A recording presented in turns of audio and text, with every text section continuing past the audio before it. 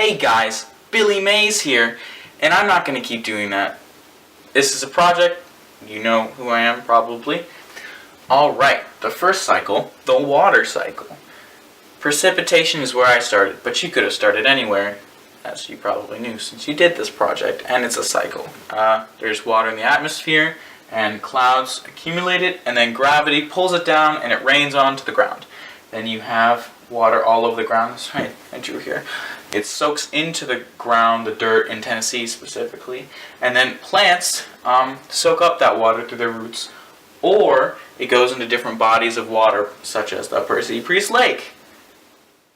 After that, the plants, through the power of the sun and a few different things, transpiration the water is what they do as a verb. They basically sweat out water through a process called transpiration.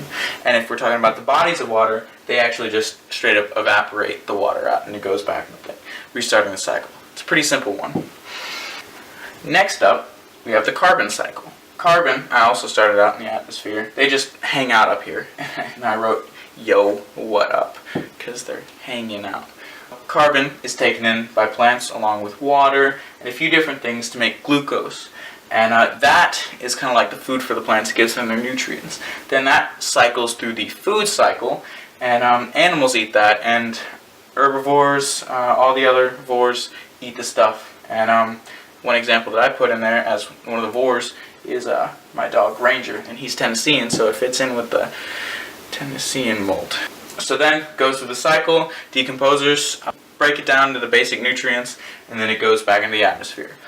We also breathe in carbon dioxide, and through aerobic respiration we actually put out more carbon dioxide because that's how aerobic respiration works. And other ways that we add carbon into the atmosphere is through burning biotic compounds such as like wood or different things like that that already have carbon in them, or burning fossil fuels which also have carbon in them. So that's how we introduce carbon to the atmosphere. Okay. The nitrogen cycle. So, this one's pretty neat, and I just moved the whole thing, but that's okay. Nitrogen cycle starts out as N2. That's the most common form of it in the atmosphere, and nitrogen is the most common gas in the atmosphere. And I said, whoa, triple bond. I said, shaken, not stirred, because James Bond. Triple bonds are hard to break, and there's two ways that can happen naturally in our world. The coolest one is lightning. And that just breaks apart nitrogen right on the spot, and then nitrogen turns into ammonia from there because it's like it can't stay as nitrogen on its own. The other way, and probably the more important way, is bacteria. The bacteria breaks it into ammonia, and then more bacteria turns that ammonia into nitrate ions, which can be easily picked up by plants, which is the next thing. Then it goes through the food chain, gets processed, then decomposed by decomposers, and I drew the food web here. And then more bacteria actually ammonifies that processed nitrate ions, so turning NO3 into like NH3, which is ammonia. And then more bacteria actually turns that into N2, so it can go back in the atmosphere. And that's a process called nitrification. So basically, you need to thank your bacteria because it's doing the heavy lifting. The last cycle, which I'm covering up, is the phosphorus cycle. It's interesting because it doesn't start in the atmosphere, so I did the best next thing. The Earth's crust. So we have phosphorus right here, and I put it on a cliff right here, and it's just sitting there.